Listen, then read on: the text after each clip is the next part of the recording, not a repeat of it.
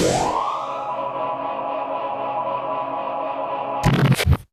you doing, Manny?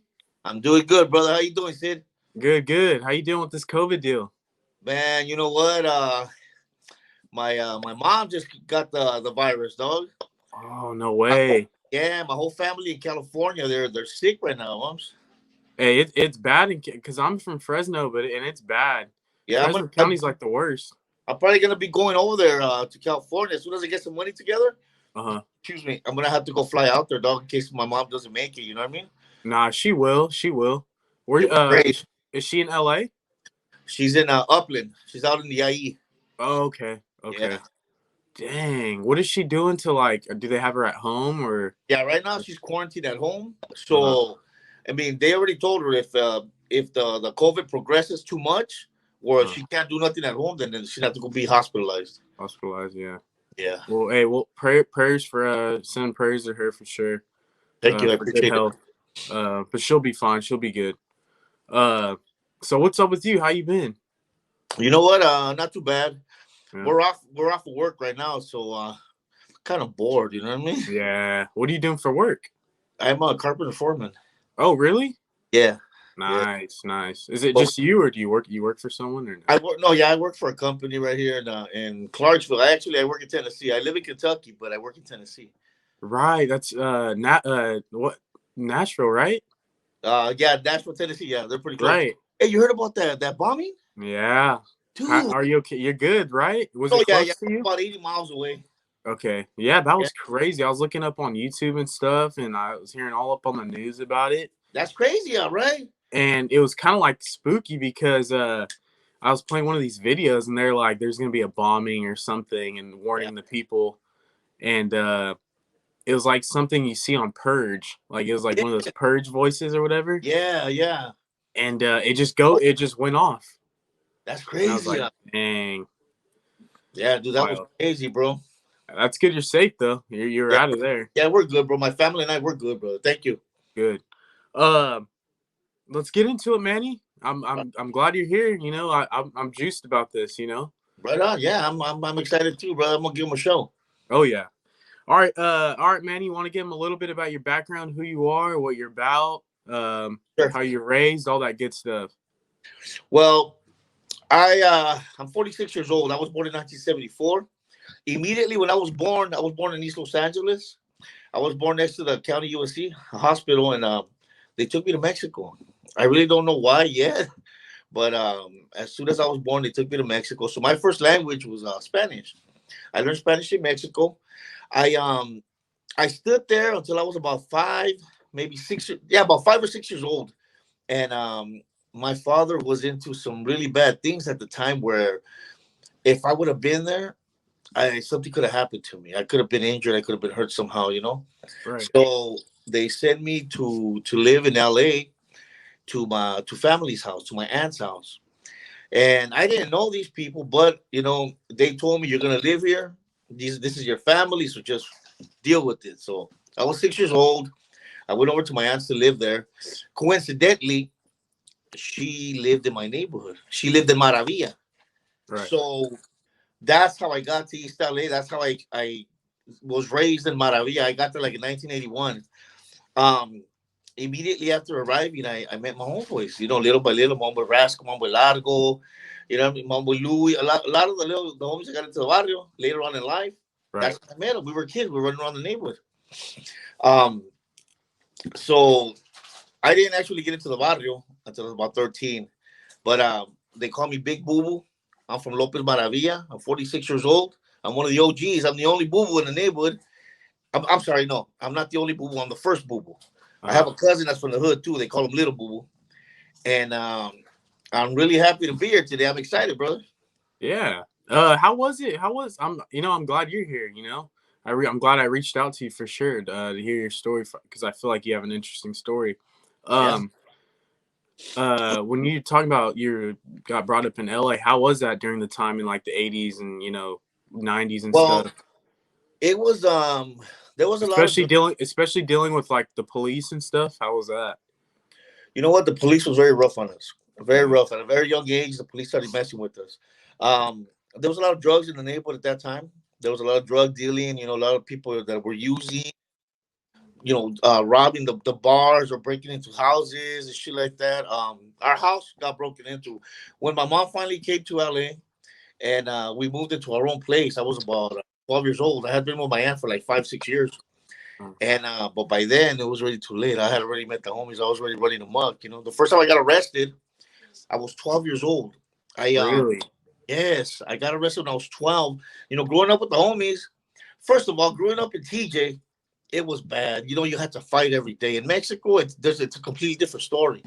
So I naturally grew up fighting. So when I come over here to East LA, I'm in the hood, and we used to go to the Cleveland house, and right there we used to box. Right. The boxing gym, basketball. We had the handball courts, the swimming pool. We stood active all the time. And growing up right there with the homies, and eventually you start doing. One of the homies is a bad idea. We should go get a beer. We should go do this. We should go do that. And I never said no. You know what I mean? When the homies wanted to do something, we said, "Fuck it, let's do it." Right. Right. I was 12 years old. My mom sent me to the store. Excuse me. You good? My mom sends me to the store. She tells me, "Go get me some milk and come right back. I need the milk right now." So I'm walking, right? And there's a kid. He's about 14 years old, and he's blocking my way to the store. And every time I try to get around him, he moves one way. He'll move the other way to keep me from going to the store. I told him, "What's your problem?" Right. And he goes, "I don't like you." I don't care. So I walked around him to go to the store, and he grabs me from the back of my shirt. So I turned around, I hit him. That was my immediate reaction. I hit him, and we started fighting. Was he an older dude? Yeah, he was like 14. I was about 12. Oh, okay. So we start fighting, and I get on top of him, and I'm hitting him. And his cousins, two girl cousins, come out of the house, and they start hitting me. Oh. So I'm trying to turn around to see who's hitting me, and somehow he was facing me, and he turned. He was trying to get out from under me. He turned. He was on his stomach, and one of the girls hit me, and I fell, and I landed on his face. I landed on the back of his head and smashed his face into the concrete, dog. His head popped open like a watermelon, bro. No way. Dude, I got up. There was blood everywhere. I ran to the store. I got the milk, and I ran home. And my mom tells me, "What's wrong with you?" I said, you needed the milk right now. So I ran. She goes, "You took forever." I said, "Well, I tried to run." Right. It wasn't long before the sheriff got there. And, my mom listened. She goes, "What's going on outside?" I said, "Somebody wants to talk to you." The sheriff came, and they told her, "We have to arrest your son." But it was a self-defense, though. That's what I was trying to tell him, but they still got me for assault. 12 years old. Really? Yeah. But I mean, once they started to investigate and they got deeper into it, they could see that, the kid was older than me. He was a lot bigger than me, too. Right. And the cousins were beating me up, Right. And I explained to them what happened, that I fell on them, so they ended up dropping the case. But it was still in my jacket. As 12 years old, I got arrested for. So did you have to spend time in juvenile hall? No, I got taken to the station. They arrested me. They kept me right there, and then it was just a couple hours, and they released me to my mom. Wow, that's crazy. Yeah, At but 12 years old, huh? Yeah, I already had a record, and then after that, it just 13, 14, 15. I was getting arrested all the time after that. Right. So when you're 12 years old, how were you brought, like, did you have like a strong like family, or was your homeboys like your family? My father's always been my family. I mean, don't get me wrong, my brothers are my heart. But as far as parents, because my mom worked a lot, so I was obligated to grow up faster than I had that I should have. You know what I mean? So I learned how to cook when I was 11 years old. I ironed clothes, I cut hair. You know what I mean? Everything that a mother was doing, that's what I was doing at 11, 12 years old. I was doing that to my brothers. When I went to the barrio, my brothers were always with me. Right. Always, always. If I was in the hood, my brothers were right there with me in the hood.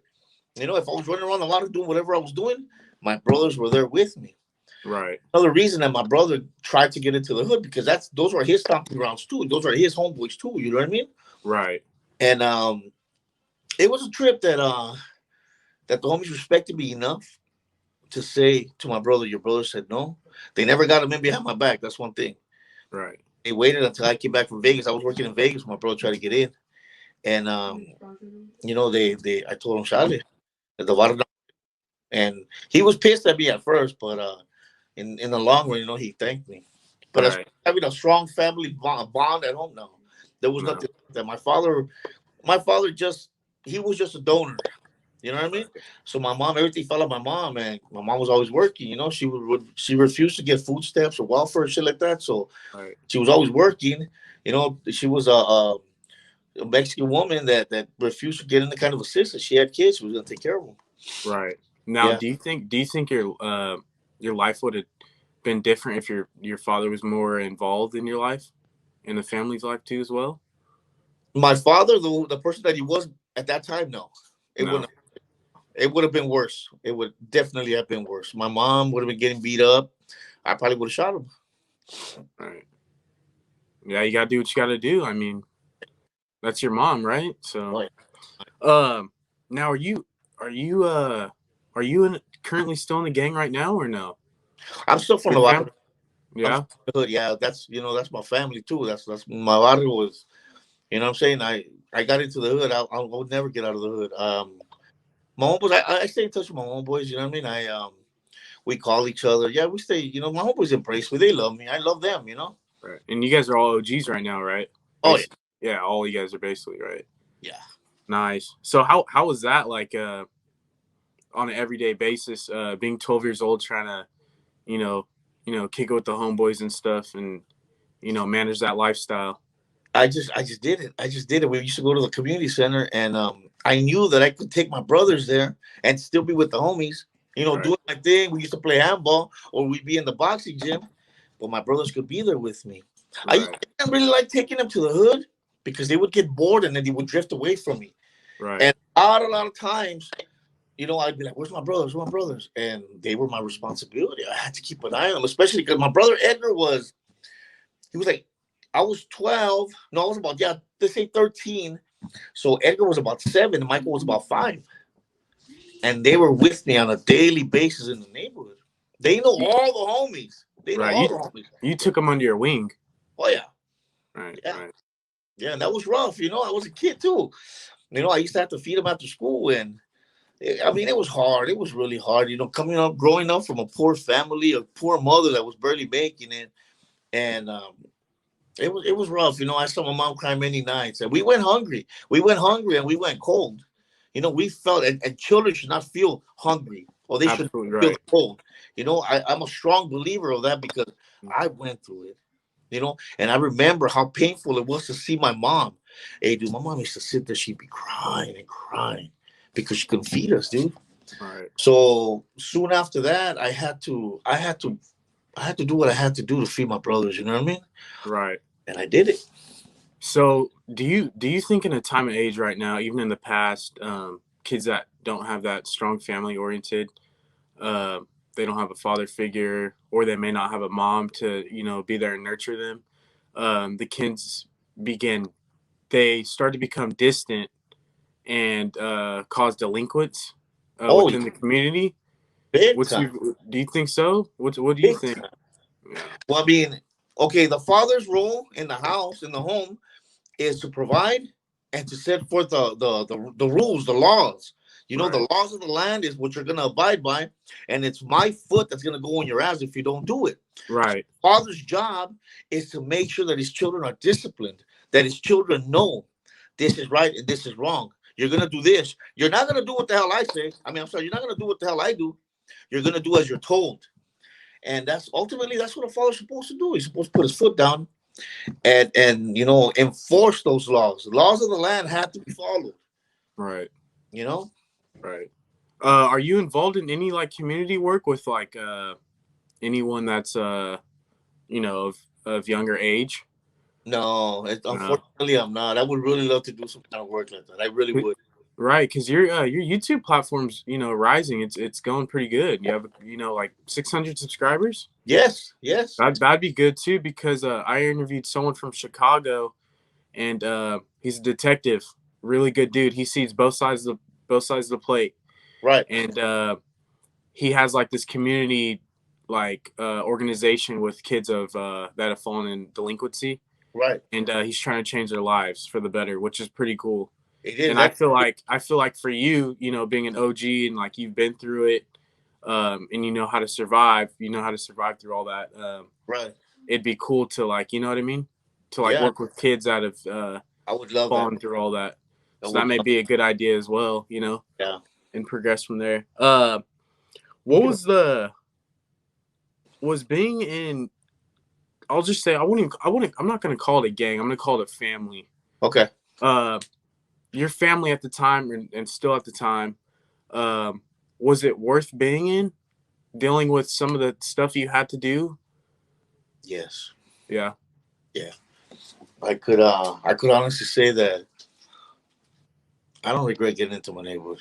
I don't. Being from Nevada turned me into the man that I am today, and um, I don't regret it, dude. I mean, I've been shot and I've lost homies. Right. I've been through a lot, Right. and my brothers and my family have been through a lot.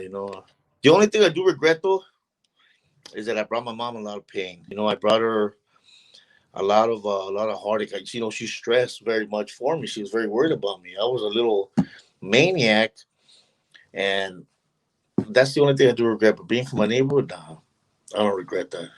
Right. You know? Because you felt welcomed and you felt, like I said, a family, right? And that's what kept you going because you guys looked out for each other, right? Oh yeah, big time, dude. Like I said before, I have a lot of homeboys, Right. but a small group of friends, and Right. those friends were giving their life for me at the time. Right. I mean, What's I'm sorry, go No, ahead. you're good. You're good. No, go for it. Fortunately, some of those friends went on to to do bigger things, and they have their own families, and when there's gatherings, and it's unfortunate to say this, but like whenever we lose one of the older homeboys, they get up there in years, they pass away. That's when everybody comes together to pay their respects, and that's when you see everybody, and even now, I'll go to a gathering like that, and my homeboys embrace me. They've Right. forgotten who I was and what I've done. Right. What's your views on police brutality, especially to the minority group, I especially living in the time in the 80s and 90s, especially in LA with the whole was it the Yeah, yeah, Rodney King and I mean the LA cops were a notorious gang, I'd call them yeah. They back are. in that They're time. a gang themselves. I was harassed by the East LA sheriffs very many times. As a Really? fact, yeah, I yeah, I was harassed bad. I got my ass kicked by the sheriffs many times. Um, Really? but police, as far as police brutality, okay, on their part, they go too far.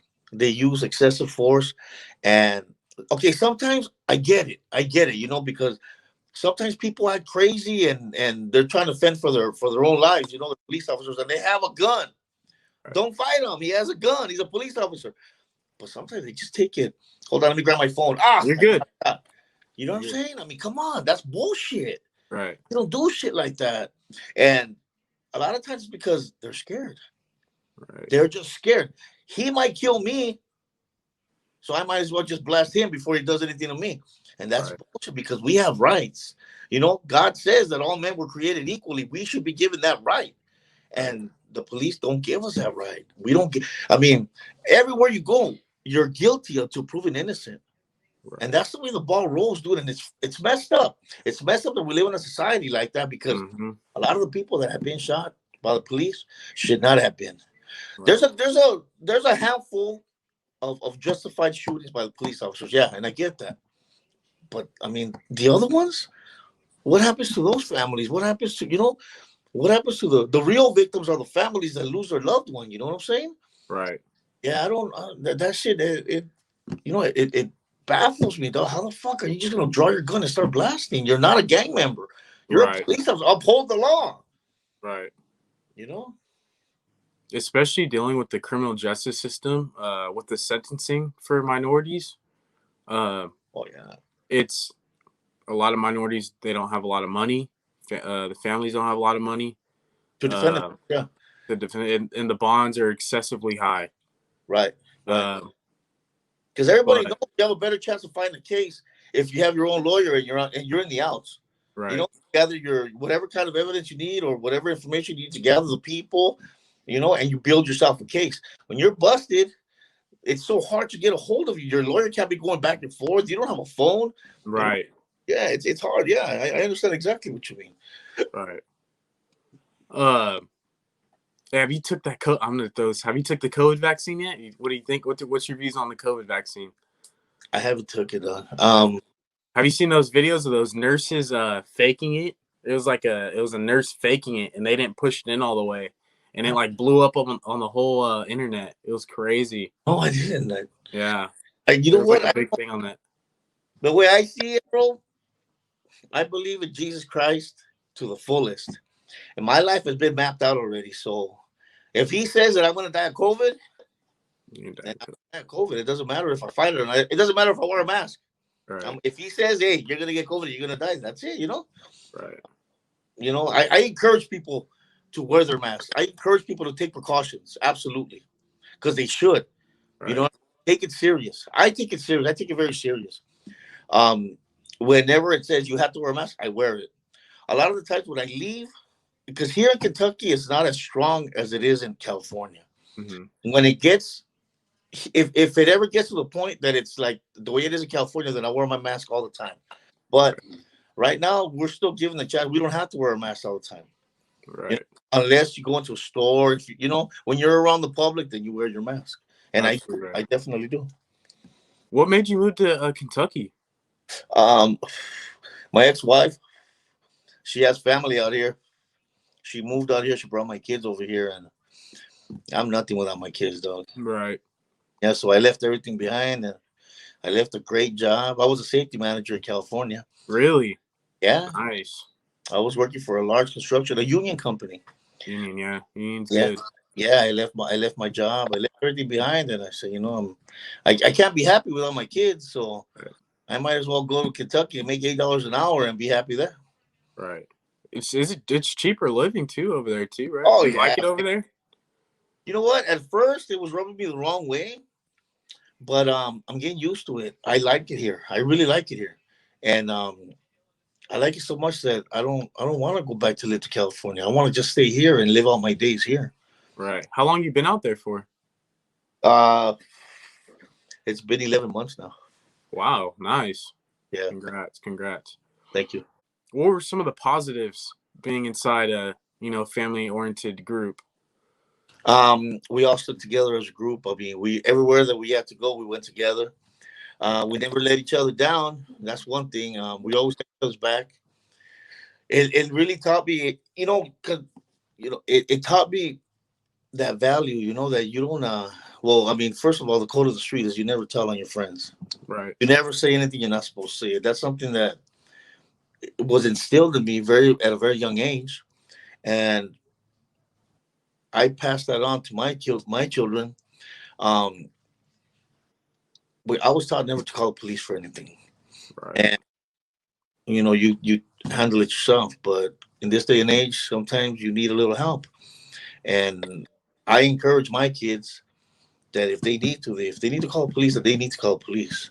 Yeah, I don't hold anything against them. I don't hold it against anybody. Anybody that needs the help of the police, if they need it, they need to call them. Right. Do you feel like family-oriented groups now are different from as they were in the past, like in the 80s and 90s? Yes, very, very. I mean, they're day and night, bro. They are day and night shit. I'm serious. When I was growing up, there was do's and don'ts, and these do's and don'ts were put upon us. Mm-hmm. We learned that at a very young age, the do's and the don'ts. They were giving us, as we were growing up, they were giving us schooling. They were teaching us how to act, how to carry ourselves. You do this, you don't do that. And that schooling stays with us. These youngsters nowadays, they don't have that. They have no schooling. They have no respect. They carry themselves wrong, and they'll take anybody's life at the drop of a hat. And that's messed up, man, because, we were taught if you're going to do something, you don't just do it into a crowd of people. Right. You got if you have somebody to go settle something with, you got to go to that person and settle it with them. Right. Not to them and their mom, or not to them and prima, the little baby, Right. You got to go handle it with them, and that's the way I was raised. That's the way, my neighborhood, that's the way we were raised, and that's what we were taught. Right. Do you think they're more ruthless right now? Not ruthless. I think they're very irresponsible with what they do. I mean, granted, being a gang member is irresponsible, from the gate, but there were certain things that we did, and we were doing them right. And these youngsters nowadays, they're not doing things right. They're just doing them to do them. I Right. want to do this to earn some stripes. No, you don't get stripes like that. Right. No. Exactly. Now, if you wanted to leave the gang, what would you? What do you have to do? Well, me personally, I left my neighborhood. I moved out of the state, and I told my homeboys, I'm gonna take off and probably not gonna come back. And they were happy for me. They were happy for me. I know that there's neighborhoods that it's blood in, blood out. I didn't actually get out of the water, but I left. I left the nest, so to speak. And there's some that will not allow you to do that. Mm, They get very, very upset, and they might want to hurt you, either put you in the grave or just give you a good beat down before you go. And my neighborhood is not like that because we grew up together. We're family. right. Do you have any words for those that are in family oriented groups right now, and I don't know, they want to leave, or they're iffy about joining a group, or they're do you have any words for those, If or they those who are struggling at home with inner struggles or external struggles if without they're having a father if figure? if they haven't joined, if there's anybody out there that hasn't joined, don't do it, because you're not going to find the satisfaction that you're looking for. First of all, at in the gang in this day and age. Um, I mean, I myself would recommend to not join. I mean, if you have friends that are from a neighborhood, and if you want, you stay friends with them. Yeah, stay friends with them. Don't join the gang, because once you join a gang, eventually they will call upon you to do something for them. Right. Eventually, your name is going to come up, and you're going to have to do something that you don't want to do. And if anybody's caught in that situation where they're asked to do something and they don't do it, it's going to be a lot worse for them than if they were not from the gang and they could just walk away. Right. They're not from the gang, they could walk away. But if you're in a gang, and like I said, eventually they will ask you to do something that you're not going to want to do, and if you don't do it, it's going to be your ass. Now, why is it like that? Because gang members join for a reason. That's their neighborhood. They're protectors of their barrio, their community, so to speak. Right. They're the policemen. They're the ones out there, policing their neighborhoods. And if somebody comes and defies their barrio, they go and they're right on the walls or whatever. If they disrespect, it's all about respect. If they disrespect the neighborhood, then something's got to be done about it. If nothing's done about it, then that neighborhood is going to go down in history as a neighborhood that has no balls, or has homies that don't do shit about what they're supposed to do. And that's when guys are called upon to do things that they might not want to do. Right. Uh, Now, back when you're like up in LA or down in LA, um, was there rival gangs that were always? Was it more of a rival gang, or was it more? Because I feel like now it's more about drug trade and Yeah, but connections and yeah, it's well, I mean, nowadays it's social media. It's the right, social media, and that's the devil in itself right there. Social media runs everything, and the homies they get on social media, they'll say something, and then somebody from another barrio will disrespect them and say, "Well, you're a punk. I know who you are, and you ain't about shit." And it'll start right there. And that's what I'm talking about. That's when things have to get done, and they don't get done, so people are looked upon as punks. You know what I mean? right, Back in my day, it was a rival gang. Yeah, it was very heavy. I was gang banging in the '90s, so it it was bad. It was really, really bad. Those 10 years, 12 years, it was really bad. People were dropping left and right. I'm talking. I mean, there was people getting shot. Numerous people getting shot daily, and dang, wait, that's the way life was. You know, I wouldn't leave my house without a gun. The way, really, that was your protection, yeah, I mean, I would rather be this guy than me. So I used to have a strap with me all the time. All the time. It was my American Express card. I never left home without it. right? Manny, you want to explain your success that you have right now? You said you're a carpenter, right? Yes, I'm a carpenter foreman. I Mm, work for a small company right here in Tennessee. I run a small crew It's 5 guys. we we set up the concrete forming for foundations. Any kind of building that's gonna be wrecked, we do the foundations on it. We do the we dig out the footings. We put in the rebar template. Once everything is set, we put in the pilasters, everything, whatever's going into the footing. When we got all that done, we pour them out. After that, we pour a slab on grade. Once we're down to the slab on grade, then we walk away. That's our job, to do the concrete, and then the framers come in and they erect the building. Um, I've been in construction for 22 years. Oh, congrats! Thank Nice. you, thank you. I've been 22 years. I've been in construction. Um, in California, I went from being a journeyman carpenter to a safety manager. I took classes for safety because in California, construction is real big. They push construction really hard in California, so a lot of laborers, a lot of carpenters, iron workers, electricians, they get hurt. Right. So my job was to implement OSHA standards on the job and make sure that nobody was breaking company policy. So sometimes we'd get in the way and slow them down, but in the long run, we were saving lives. You know what I mean? Right. You Yeah. want to own your own construction business one day? Mm, you know That's what? good money. It's good money. It's You've great. been in you've been in the business for quite a while. Construction is great money, but it's also it's a huge headache too. It's a lot of a lot of I's and a lot of T's to a lot of I's to dot. And if I could just go out to the field and dig out a foot and then pour it and do what I have to do, I would do it. But I mean, there's so much more to that. You know, getting good people to work for you, getting people that are not going to get hurt on the job and collect, workman's compensation. It's just so hard nowadays. Right. Yeah. Manny, do you want to explain more about your YouTube channel? Did you just start it up or? I started my YouTube channel. I believe it was in 2018. Was it 2018? Yeah, 2018. And it was just for fun. It was just for my kid. My son, he was just acting like a jerk one night, and I made a video.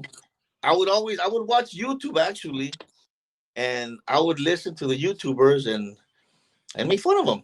Yeah. Make fun of them. So one day I'm sitting there and I'm looking at this fake camera and I'm saying, "Well, hey YouTube, I'm gonna do this." And the kid said, "Dad, you should start your own channel." I said, "Yeah, I'm gonna start my own channel. I'm gonna kick your ass and I'm gonna put it on the YouTube channel." I started the channel a long time ago, but recently, maybe about a year. Well, actually, when I got here to Kentucky, I started going live. For my friends back in California. Right. And my live, it just went through the roof. Yeah, dude, it went through the roof. And it's because I am very well spoken. When I talk, people actually stop and they listen to me. They want to you're hear outgoing. what the hell I'm saying. Yeah. It doesn't matter what I say. They just want to know what the hell is this guy going to say now. That's how it went. I went from having, I don't know, like 350 friends to 5,000 friends on Facebook. Dang. So I was going live. And I started saying, people used to tell me, you start your own YouTube channel. Well, I have a YouTube channel. I just don't use it. Right. And the live started taking off. I started using the YouTube channel. I started asking people to subscribe. But it didn't actually happen for me until Kev Mack put me on his channel.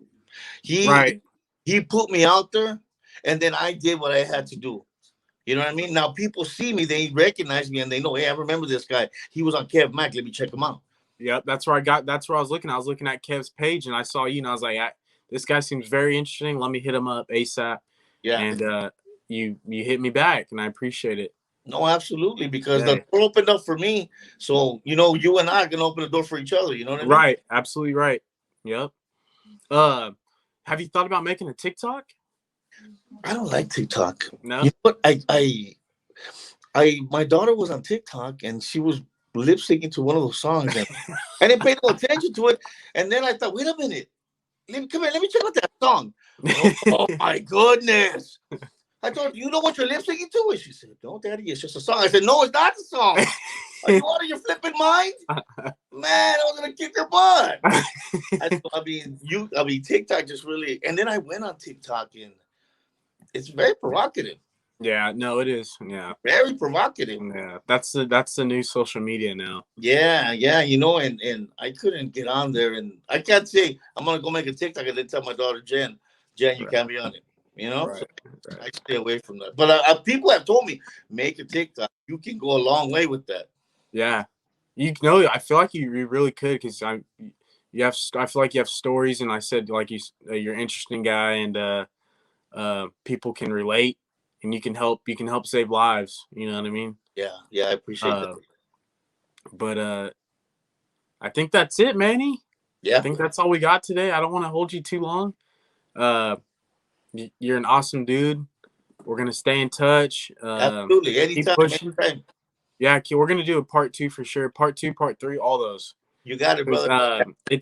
I can sit here all day and talk to you, honestly. um, but your Cash App. Do you want me to? I can drop your Cash App in. Yes, please. We can Please help do. support Manny over there Yeah, in Kentucky, especially times right now in COVID-19. We can shoot Manny a couple dollars. You know, help him out. I appreciate that. Help him out on his journey. Um, yeah. Anything? One more question. Where do you see yourself in like 5 years, 5, 10 years? 5 years from now. Do you have a dream? Do you have a dream career, dream job you want to do? Well, this Because you're YouTube still young. You're still thing, young. the YouTube thing is becoming a reality for me. Yeah. You know, I'm telling you, people are just out of nowhere, out different, different parts of the country are reaching out to me. I got people up in South Dakota reaching out. Wow. Yeah, Minnesota, all over the country, up and down the whole country, Denver, all over the place.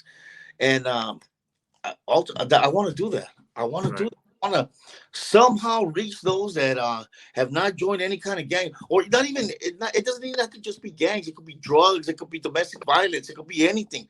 Just anybody wants to talk about it. I am here. I'm a good listener, and I can give advice. Exactly. And you've been through that, Yeah, right? So yeah, you know exactly. People that haven't been through it, they can't talk on it. yeah. You know what I Exactly. mean? Yeah, that's. I'm a strong believer of that. How Yeah. are you gonna tell somebody not to do something that you haven't been through yourself? Right. And you could be a mentor to those Yeah, that are struggling. You know what I mean? yeah, absolutely. So I think that'd be good for you, and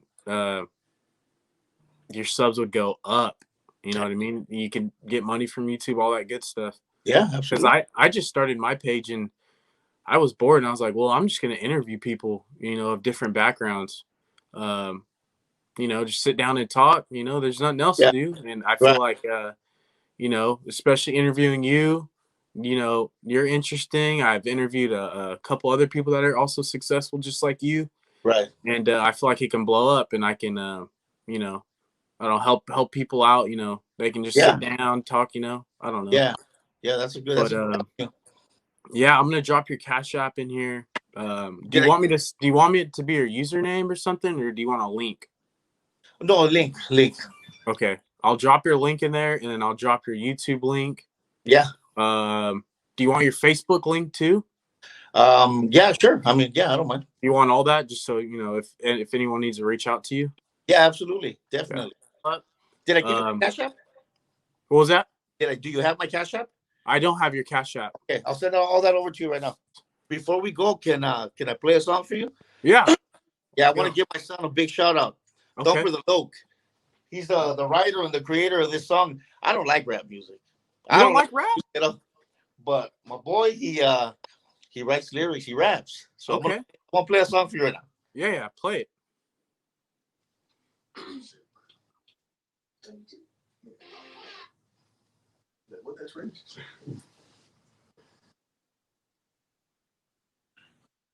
You can just go to my channel. It's on there. Yeah. It's on my channel, yeah. Is he a producer, or he just writes lyrics? No, he just writes. Oh, he just writes. Yeah, and he raps.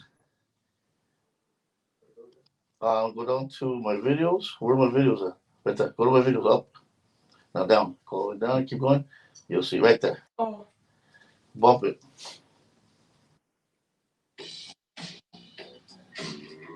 All the way. Can you hear it? Yeah. That's not like old school hip hop right there. Yeah. That instrumental. All the way. All the way. So what? Talk more shit. Chase a bag, homie, never chase a bitch. Blow her on my lap, cause in traffic I don't miss. Run away from who? I don't run away from shit. I just did a couple lines, now I'm feeling fucking lit. Oh, yeah. I just touched down back with my fam. Told my mom I'm the motherfucking man. You looking so scared when the cops on your ass. Still good looking if I was behind the glass. Look, it's that funky type shit. If you hated on me, bitch, you can suck my dick. That's your wife? The other day she was my trip. Posted on hope, man, I did a quick flip. How you say that you gang, but you ain't on? Why you claim that you bang, but you ain't though? Straight fear, I can see it in your face, bro. Your own. Well, that's a fake code. I can say that shit look when I'm big guns. I hit it from the front, then I put it in the butt. Only with the bread, never care for a slut. Stick team, big top, we gon' fire up. Bar rubber. And then we gonna light it up.